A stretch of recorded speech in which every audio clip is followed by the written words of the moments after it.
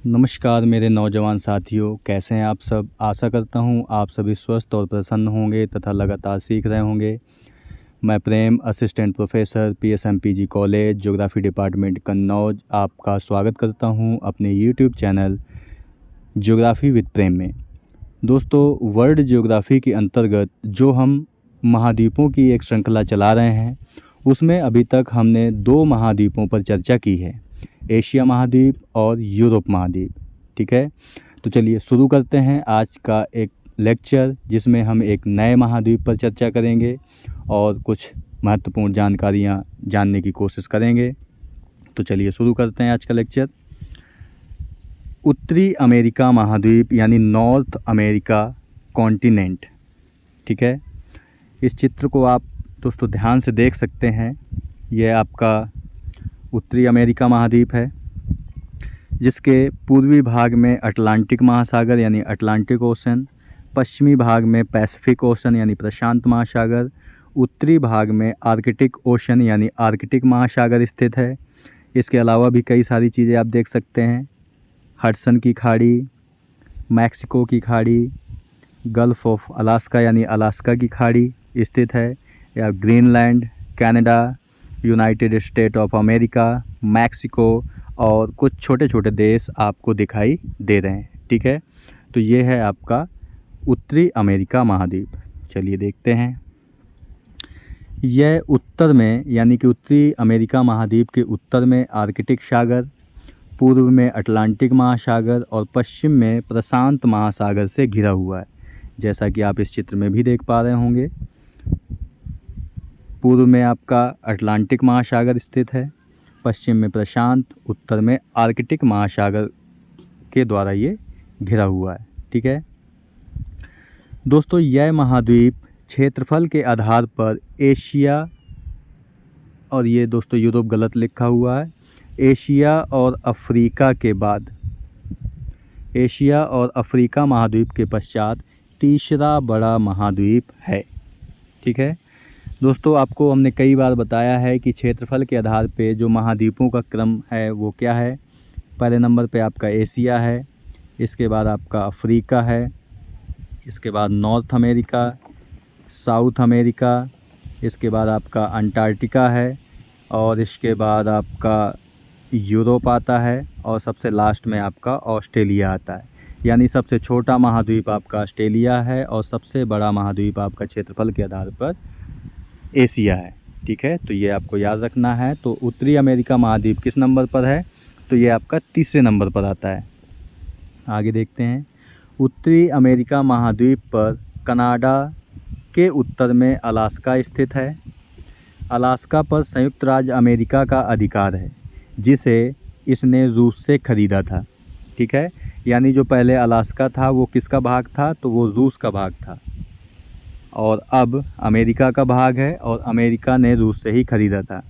ये आपका कनाडा है, कनाडा के उत्तर में आपका ये है अलास्का, और अलास्का को अमेरिका ने रूस से ख़रीदा था। तो जो अलास्का है वो अमेरिका का भाग है, ना कि कनाडा का भाग है। ठीक है, आगे देखते हैं। पनामा नहर, कैरेबियन सागर। कैरेबियन सागर जो है दोस्तों अटलांटिक महासागर का एक भाग है। तो कैरेबियन सागर और प्रशांत महासागर के जल को जोड़ती है तथा उत्तरी अमेरिका महाद्वीप को दक्षिण अमेरिका महाद्वीप से अलग करती है। दोस्तों, एक चीज़ आपको याद रखना है, चाहे आपकी जलसंधि हो या कोई नहर हो, वो 2 जलीय भागों को जोड़ती है और 2 स्थलीय भागों को अलग करती है। तो आपका पनामा नहर अटलांटिक महासागर और प्रशांत महासागर को जोड़ती है और उत्तरी अमेरिका महाद्वीप और दक्षिण अमेरिका महाद्वीप को अलग करती है। इस चित्र में भी आप देख पा रहे हैं, यहाँ पर आपकी पनामा नहर है, जो कि उत्तरी अमेरिका महाद्वीप और दक्षिण अमेरिका महाद्वीप को अलग कर रही है। इस तरफ आपका अटलांटिक महासागर है और इस तरफ आपका पैसिफिक महासागर है। ठीक है, यानी प्रशांत महासागर है। तो प्रशांत और अटलांटिक को ये जोड़ रही है और 2 महाद्वीपों को अलग कर रही है। ठीक है, आपको दोस्तों कमेंट बॉक्स में बताना है कि पनामा नहर का निर्माण कब किया गया था, सन बताना है आपको। इसके बाद आगे देखते हैं। बेरिंग जलसंधि यानी बेरिंग की जलसंधि इस महाद्वीप को यानी उत्तरी अमेरिका महाद्वीप को एशिया महाद्वीप से अलग करती है। ठीक है, इसे चित्र में भी आप देख सकते हैं। इस चित्र में देख सकते हैं दोस्तों, ये आपका एशिया महाद्वीप का भाग है और ये उत्तरी अमेरिका महाद्वीप का भाग है। इनके बीच में जो जल संधि है ये आपकी बेरिंग जल संधि है। ठीक है, तो ये जोड़ती किसे है, तो आर्कटिक महासागर को प्रशांत महासागर से जोड़ती है। और अलग किसे करती है, तो एशिया को उत्तरी अमेरिका से अलग करती है। तो ये आपको याद रखना है। ठीक है, उत्तरी अमेरिका महाद्वीप का विस्तार उत्तर में अलास्का से लेकर दक्षिण में पनामा तक है। उत्तरी अमेरिका महाद्वीप पर कुल 10 देश हैं, यानी प्रमुख रूप से कुल 10 देश हैं। और अलास्का भी आपको बताया, तो अलास्का का जो उत्तरी अमेरिका महाद्वीप का विस्तार है वो अलास्का से लेकर के पनामा तक है। इस चित्र में आप देख सकते हैं कि इसका जो विस्तार है दोस्तों, उत्तरी अमेरिका का महाद्वीप का अलास्का से लेकर के पनामा तक है। ठीक है, और इस पर प्रमुख रूप से 10 देश हैं। अभी आपको आगे बताएंगे कौन कौन से देश हैं। इसके अलावा दोस्तों, अगर हम उत्तरी अमेरिका महाद्वीप को भौगोलिक प्रदेशों में बांटने की कोशिश करेंगे तो प्रमुख रूप से 5 भौगोलिक क्षेत्रों में विभाजित किया जा सकता है, यानी इनके बीच में ही स्थित है। ये कौन कौन से, एक कनेडियाई शील्ड, अपलेशियन पर्वत, अटलांटिक तटीय मैदान, आंतरिक लोलैंड्स यानी आंतरिक निम्न भूमि, और उत्तरी अमेरिका कॉर्डिलेरा। ठीक है, इसे भी हम देख सकते हैं इस चित्र के माध्यम से। कनेडियाई शील्ड दोस्तों आपकी ये है।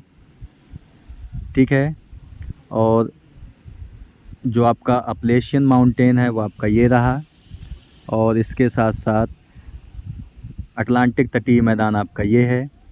ठीक है, जहाँ पे आपका ग्रेट प्लेन्स लिखा है ये आपका अमेरिका या आंतरिक लोलैंड्स यानी आंतरिक निचली भूमि है।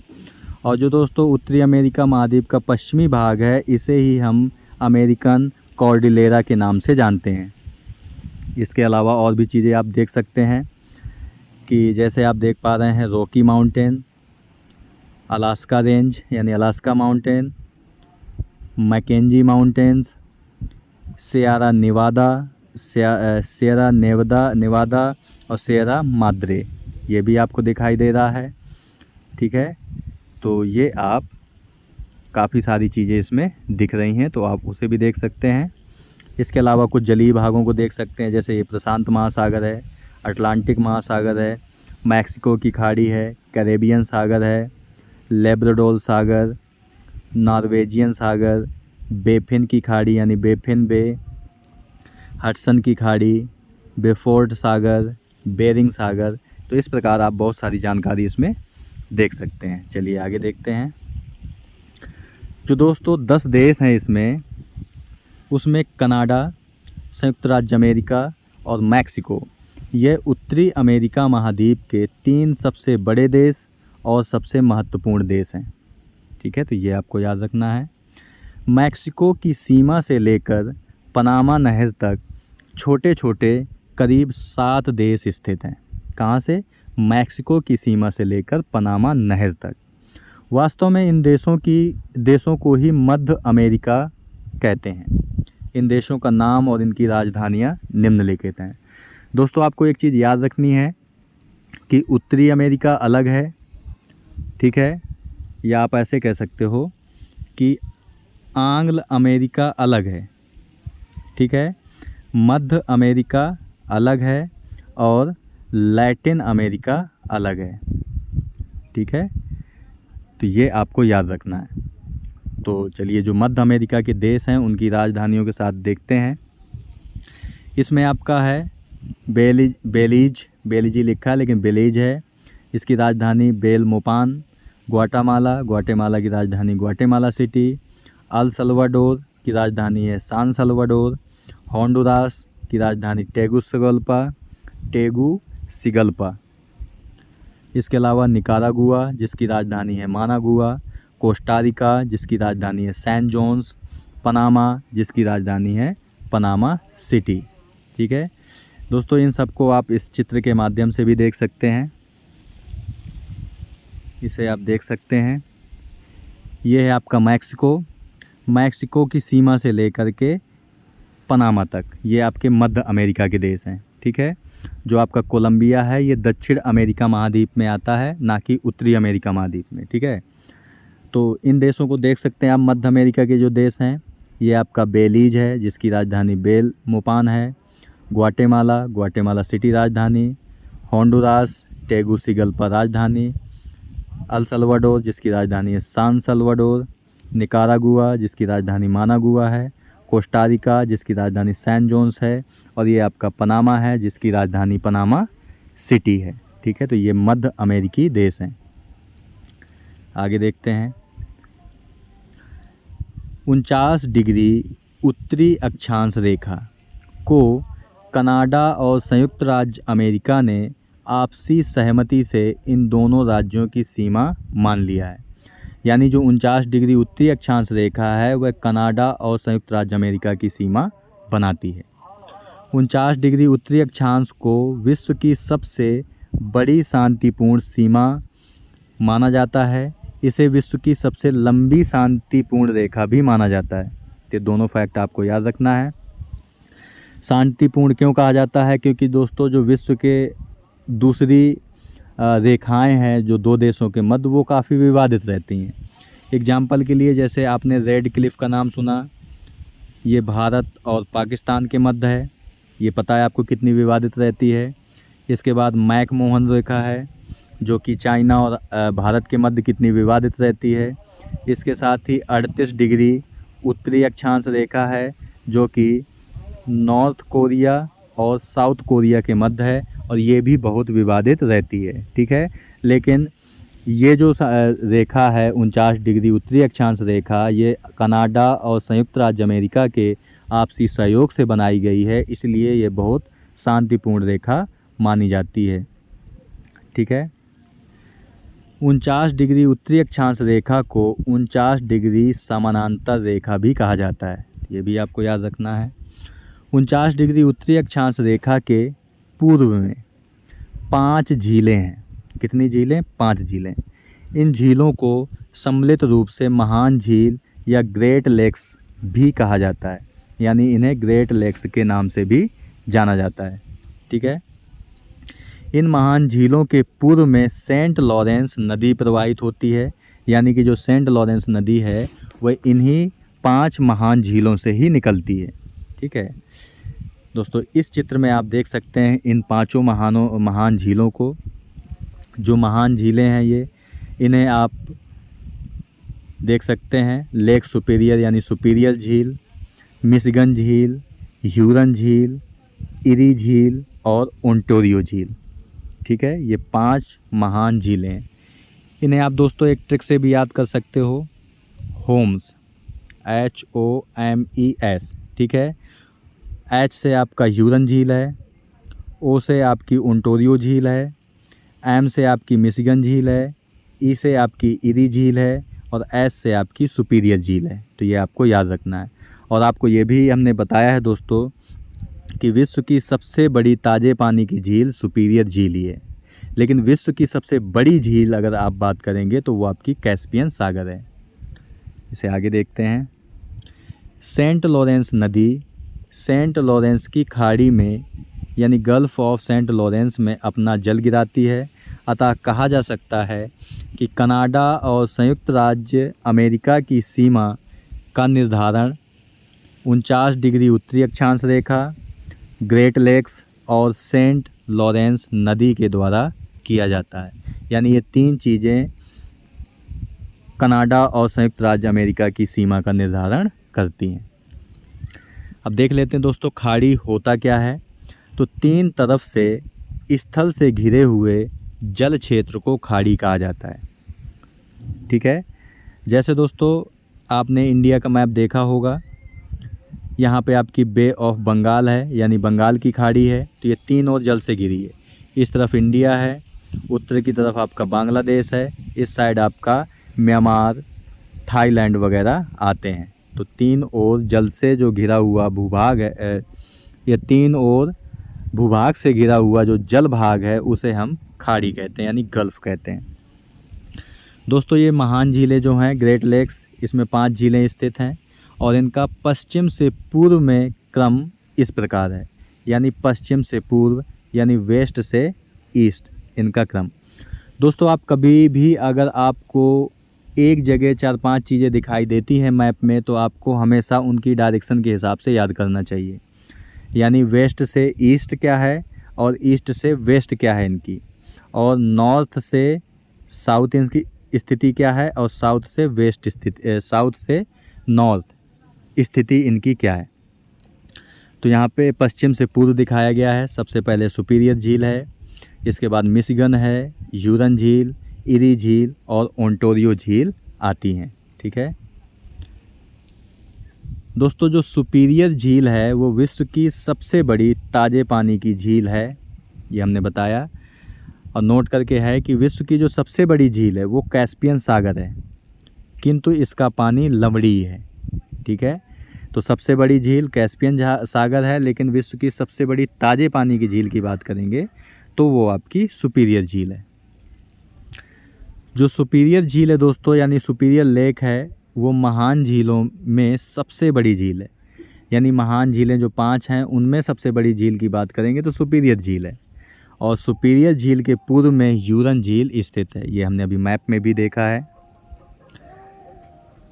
दोस्तों सुपीरियर झील, ह्यूरन झील, इरी और ओंटारियो झील ये संयुक्त राज्य अमेरिका और कनाडा की सीमा पर स्थित हैं। यानी इन 5 झीलों में से 4 झीलें ऐसी हैं जो कनाडा और अमेरिका की सीमा पर हैं, और इन झीलों के जल का जो उपयोग है दोनों देश बराबर मात्रा में करते हैं।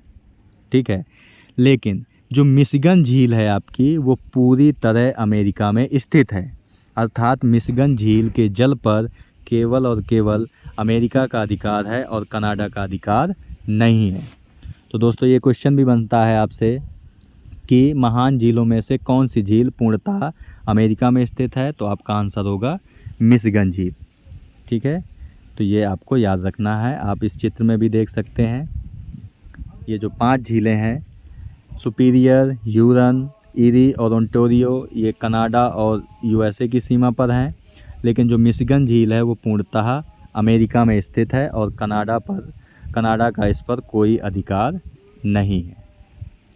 आगे देखते हैं, इरी झील और ओंटारियो झील के मध्य एक जलप्रपात स्थित है, इसे नियाग्रा जलप्रपात के नाम से जानते हैं, और ये विश्व का सबसे बड़ा जलप्रपात है नियाग्रा जलप्रपात। ठीक है, तो दोस्तों जो नियाग्रा जलप्रपात है वो 3 जलप्रपातों से मिलकर के बना हुआ है, और वो कौन कौन से हैं?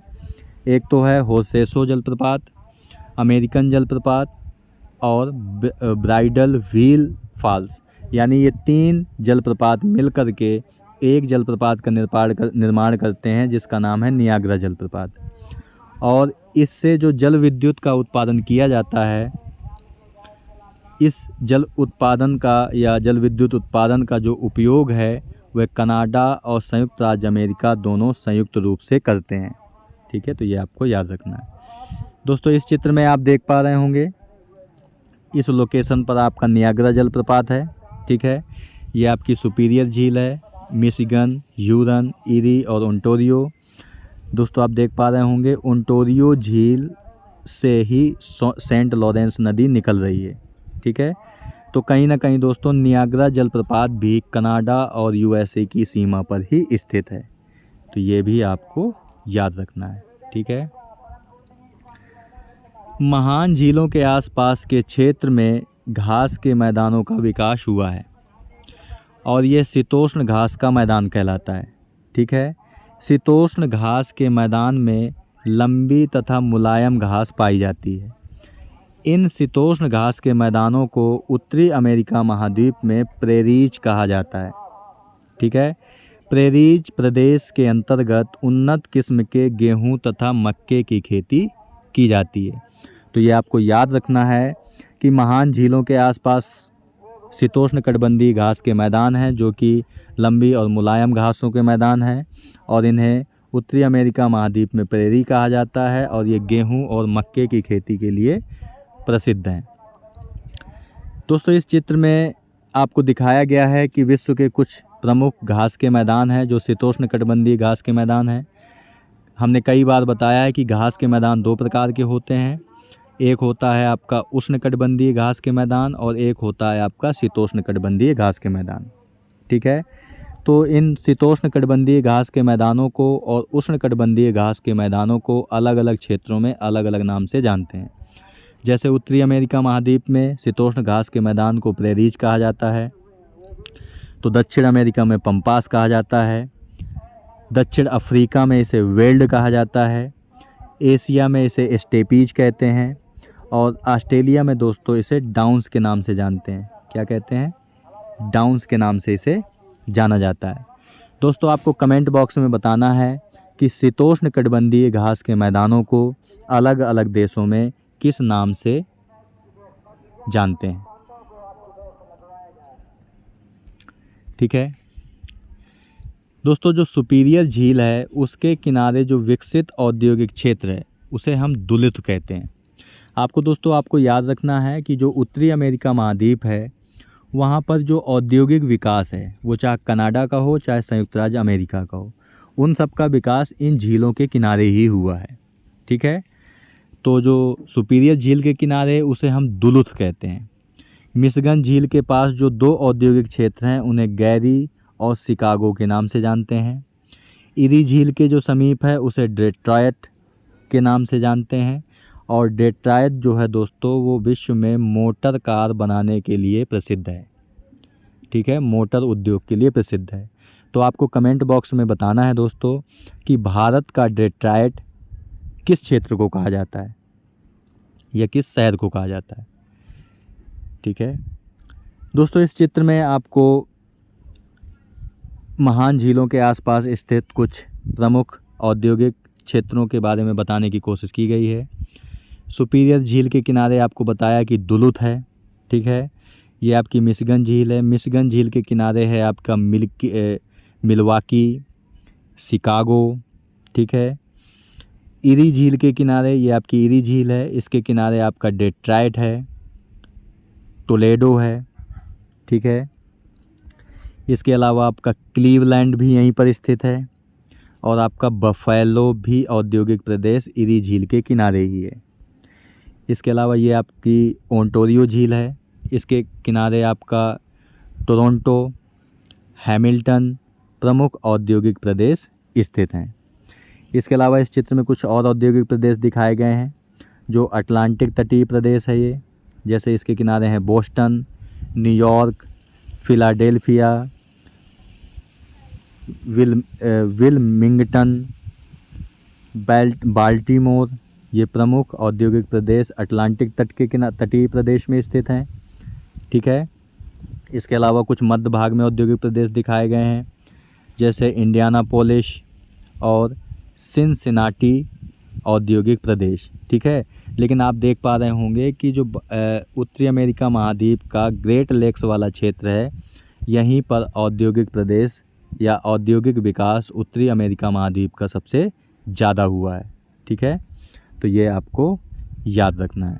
ठीक है दोस्तों, आज हम यहीं तक बात करते हैं क्योंकि वीडियो काफ़ी लंबा हो गया है। ठीक है, तो यहीं पर बात करते हैं। तो ये उत्तरी अमेरिका महाद्वीप के अंतर्गत पार्ट 1 है।